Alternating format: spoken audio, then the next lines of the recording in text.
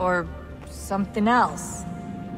Is she talking to us the way Minerva talked to Ezio? No clue. I mean, who knows what else they were working on down here? There's still so many rooms we don't have access to.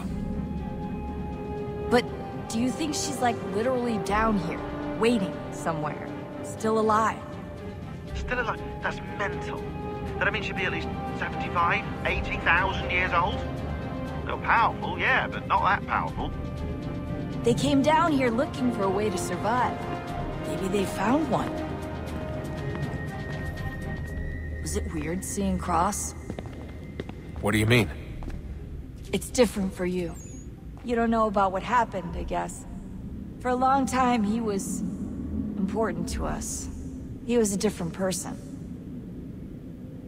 Sean said he was a sleeper agent, like Lucy. It was different. She made a choice, but Cross, if you read the files, Abstergo just... They did terrible things to him. Rebecca? You're lucky. We all are. We have people who care about us, who look out for us. He was all alone, and the people he thought he could trust, they used him. Did you know him? No, but I knew Hannah. Who's that? She tried to help him. She trusted him. But there was a raid about a year ago. She stayed behind so the others could escape. Tried to reason with him to see if she could fix things. Well, what happened? What do you think happened? He killed her. That's what he does. That's all he knows how to do. Sometimes it seems like that's all any of us know how to do. Rebecca. I just want to be alone right now. Oops. Touchy subject.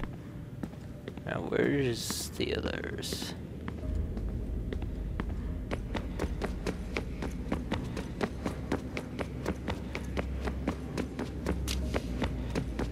Let's see what you have to say. Ah, Desmond, there you are. Can I ask a favor? Maybe. When this is all over, I'd like to try turning the dial back on the Animus. Like, all the way back. To the time of the first civilization. You think it would work? There was no real loss of fidelity when you visited Altair. Then again, that was about 1,000 years ago, and I'm looking at going back at least 70,000 more. Sure, I'd be up for it. Be interesting to see what things were like back then. Excellent. I think it would prove most enlightening. So this is how it started. What are you up to?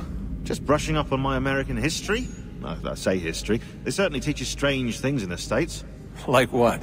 Well, for all the talk of this being a revolutionary war, it was a civil one. Well, not that kind of civil. I mean, there was no America versus Britain. It was Brit on Brit action. And you can clearly see how the whole thing got started.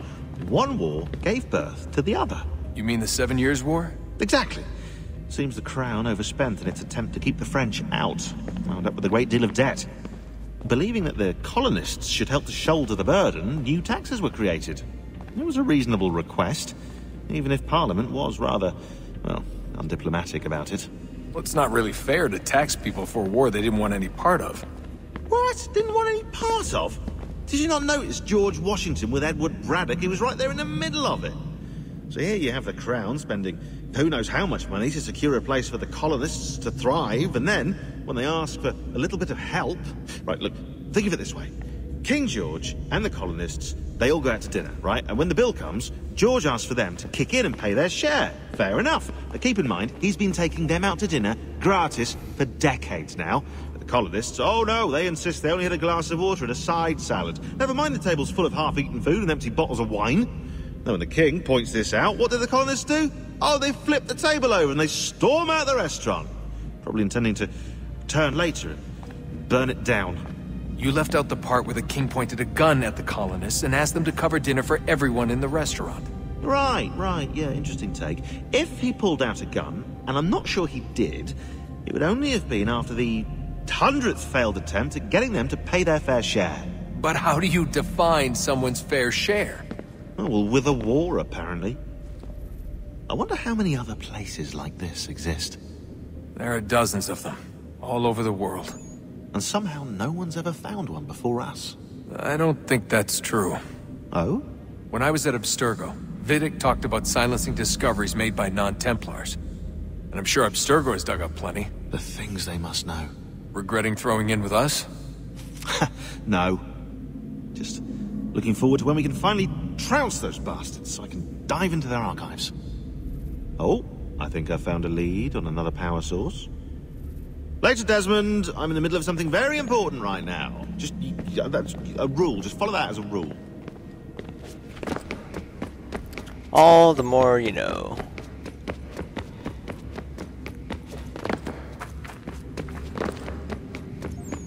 Let's see what the father has to say. Son, I owe you an apology. I shouldn't have lashed out like that. You have to understand, I've never been very good at this.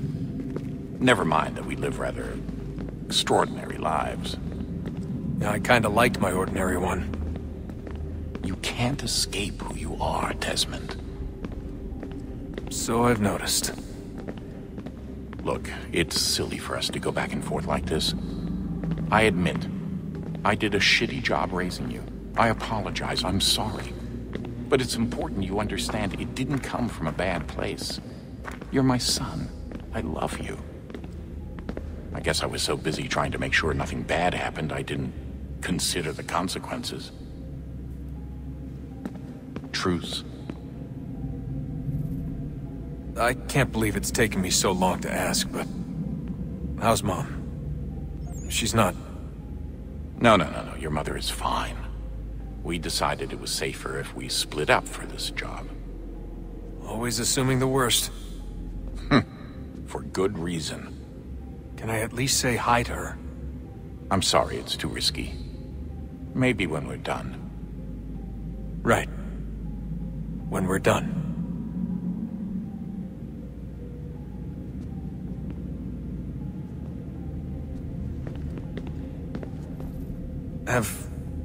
Have we ever tried to make peace with the Templars?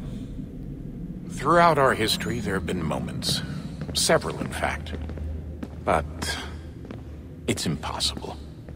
There are existential differences, insurmountable.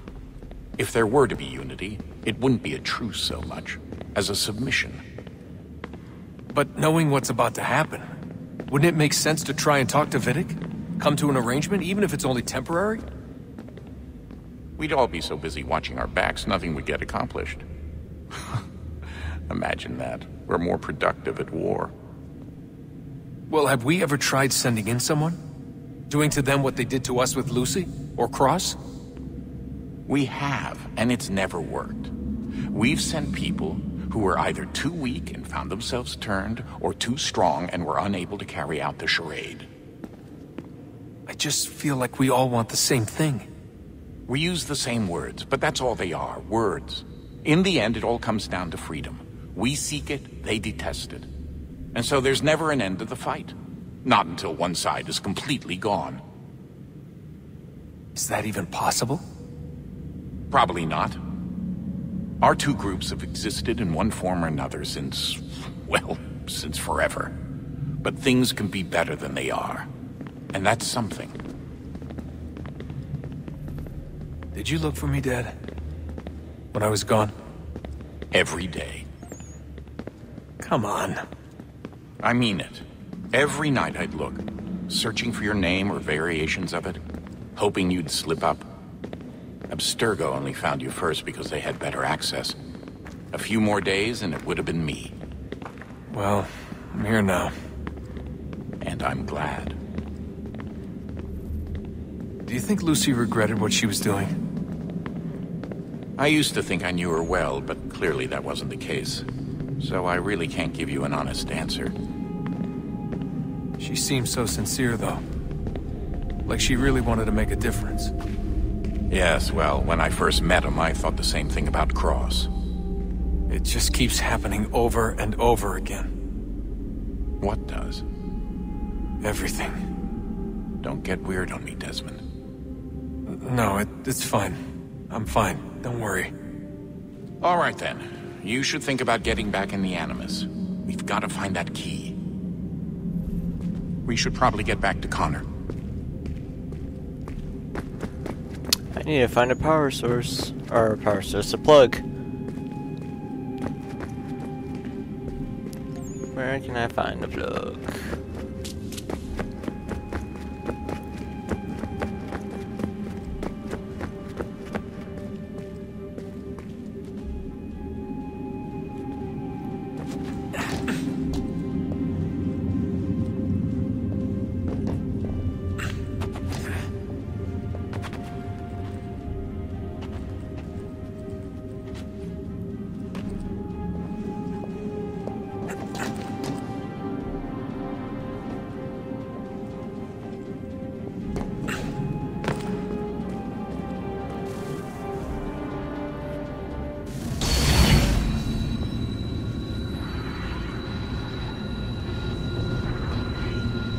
If we could not meet the sun's cruel embrace, perhaps we might rebuke it.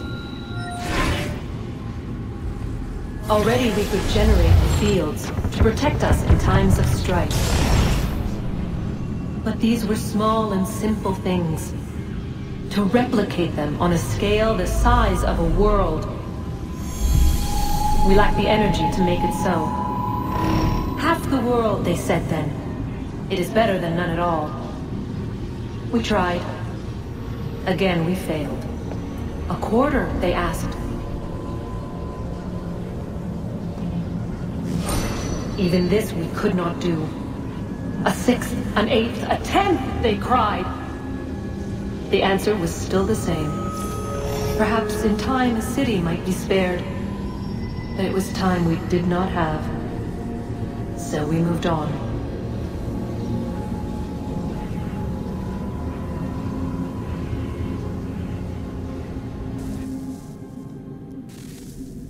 Interesting.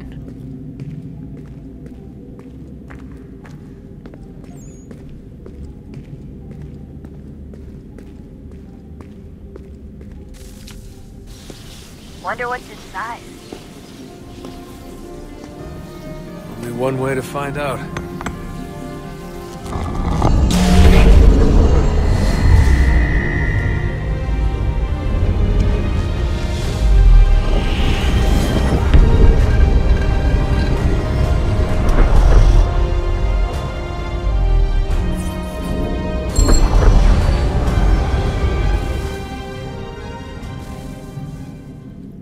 More to explore.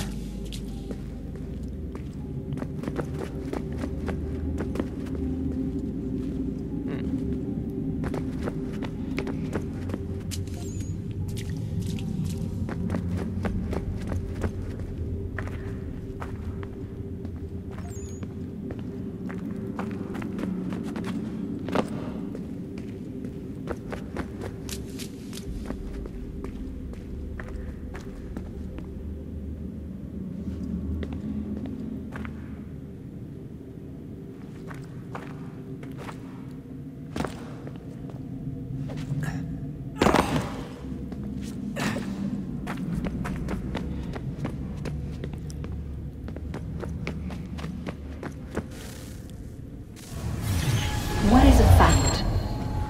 Is it fixed? Immutable? Certain in its existence and only awaiting discovery? Or might it be changed? Here we learned the answer, and thought that it might save us.